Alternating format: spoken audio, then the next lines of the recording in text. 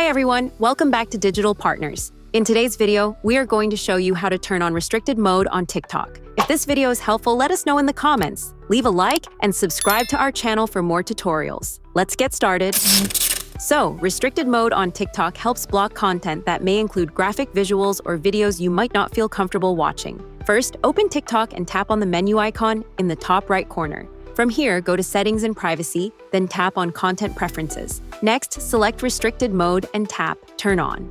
TikTok may ask you to choose a reason, but this step is optional. You can simply continue without selecting one. Once you confirm, restricted mode will be enabled on your account. And that's it! Now you know how to turn on restricted mode on TikTok.